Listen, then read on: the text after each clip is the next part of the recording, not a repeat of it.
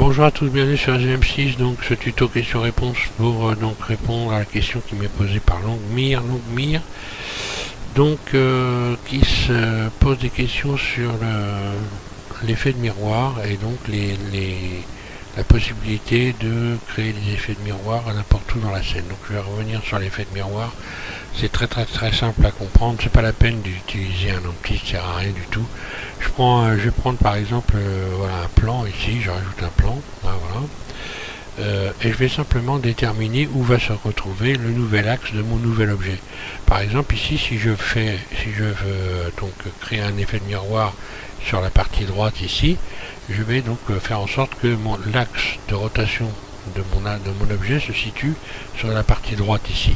Si je veux faire avoir un effet de miroir sur la partie droite et sur la partie gauche, je vais placer ici le centre de mon objet. Donc simplement je vais aller en mode élite, je sélectionne ce vertice là par exemple, et là je vais donc utiliser Origin to Selected. Origin to Selected, c'est ce que l'on retrouve quand l'on tape sur la barre espace et que l'on a choisi le menu dynamique dans les addons.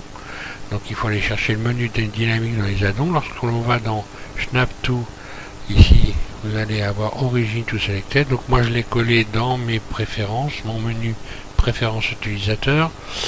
Donc si tu veux avoir les mêmes outils dans les favoris que moi, les outils favoris, pour établir cette liste, il suffit de taper SVM6 favoris, et puis si tu ne sais pas comment il faut faire, tu vas comprendre comment on peut fabriquer sa propre liste d'outils.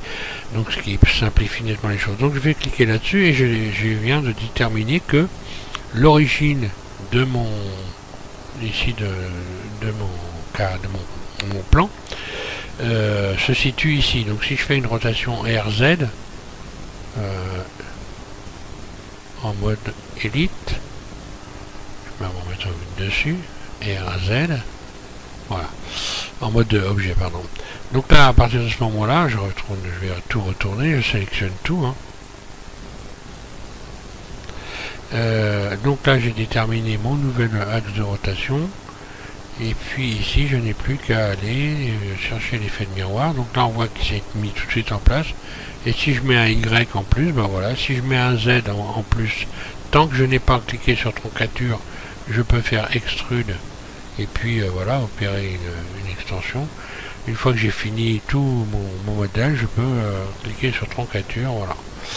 Et à partir de là, voilà, j'ai donc mon nouvel objet. Après, si je veux refaire un nouvel objet ailleurs dans la scène, ben, c'est pas plus compliqué que de retourner en mode édite, de positionner son curseur 3D à un endroit, aller chercher l'objet que l'on veut, par lequel on veut commencer. Par exemple, on va imaginer que cette fois-ci, ça va être un cube.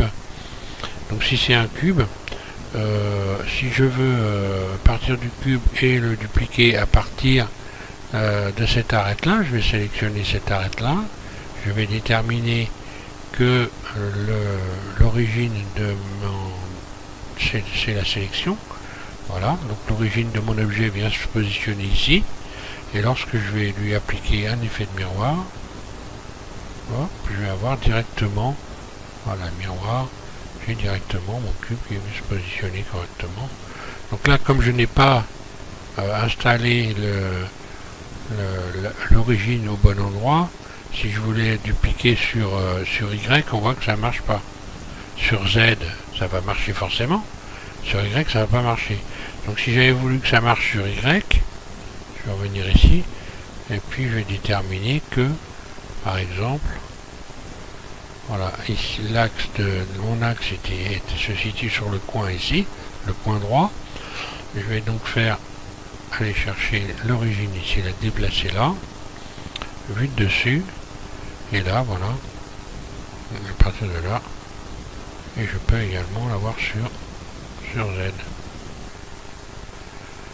Voilà. Donc après, si je sélectionne cette face là, voilà, si je fais G, Y, j'agrandis l'élément. Si je choisis la face du dessus, extrude. Vers le bas plutôt, oui.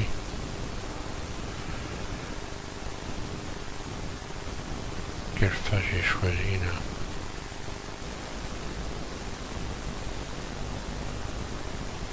Voilà.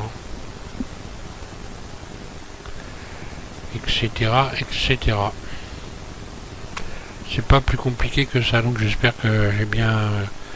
que ça correspond bien à ce que tu voulais savoir. Hein.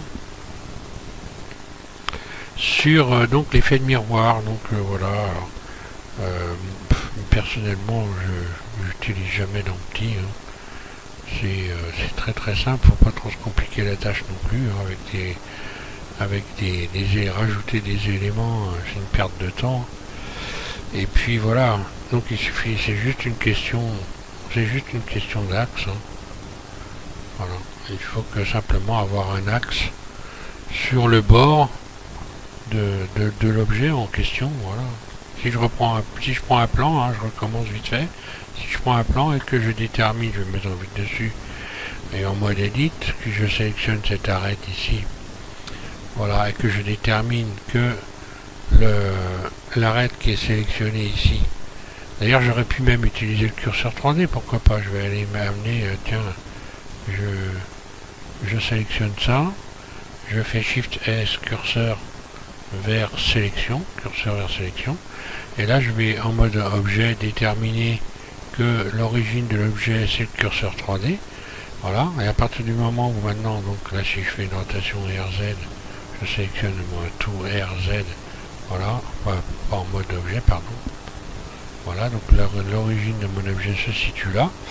Et donc automatiquement, quand je vais aller rechercher un effet de miroir, je vais pouvoir ici, voilà, utiliser les trois axes et faire une extrude. Voilà.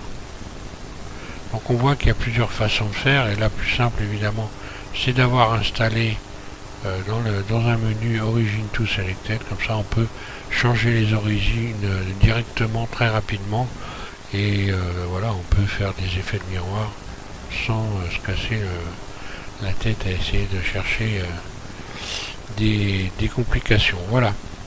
Merci à tous de suivre SVM6, et puis j'espère que vous n'allez pas trop souffrir avec mon micro, puisque là j'ai des petits problèmes de micro, ça fonctionne assez mal, et je suis en train de chercher la solution, mais j'ai un peu de mal à la trouver.